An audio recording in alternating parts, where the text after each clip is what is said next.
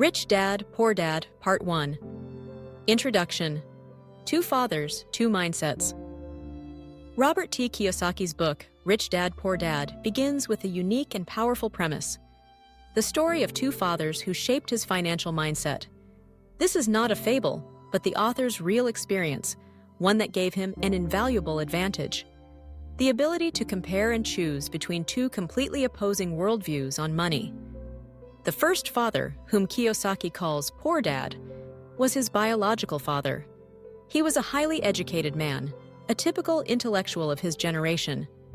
He had a PhD, completed a 4-year undergraduate program in just 2 years, and received full scholarships to prestigious universities like Stanford and Chicago. As the head of education for the state of Hawaii, he had a stable job, a high salary, and was respected by society. However, despite all these achievements, he struggled with financial problems throughout his life. When he passed away, he left behind only unpaid bills. Poor Dad represented a traditional mindset, a firm belief in the safe path: go to school, get good grades, and find a safe, secure job. For him, the love of money was the root of all evil, and phrases like, "I can't afford it," were a realistic admission, an unchangeable fact. The second father, Rich Dad, was the father of Kiyosaki's best friend, Mike. In complete contrast to Poor Dad, Rich Dad never finished the 8th grade. He had no degrees, no predefined career path. Instead, he was an entrepreneur, an investor, who built a business empire from scratch. He didn't work for a monthly paycheck, but to build assets.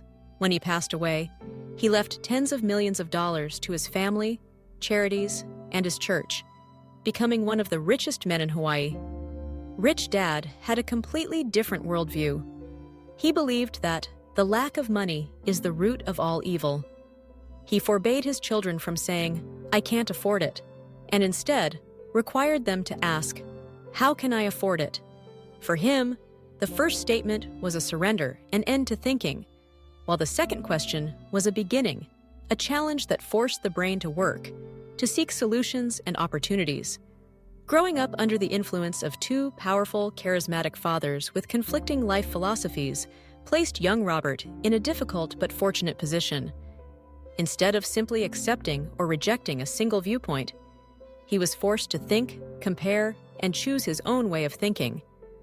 This process not only helped him form a solid financial foundation, but also taught him a more valuable lesson: the power of thought in shaping one's life.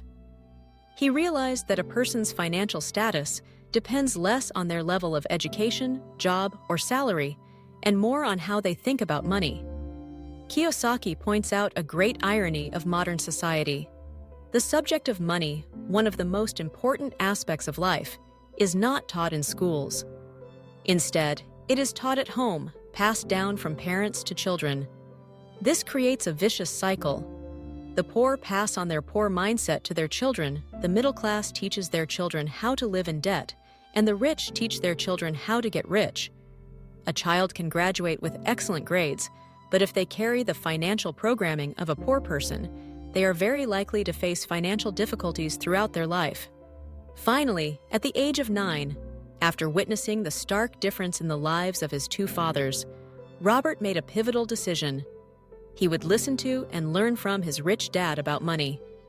He chose not to follow the advice of his poor dad, whom he loved and respected deeply. This decision opened up a 30-year learning journey, a process in which his rich dad taught him 6 core lessons. These 6 lessons, simple yet profound, are the foundation of the book and serve as a guide for anyone, regardless of their starting point, to build wealth and achieve financial freedom in a constantly changing world.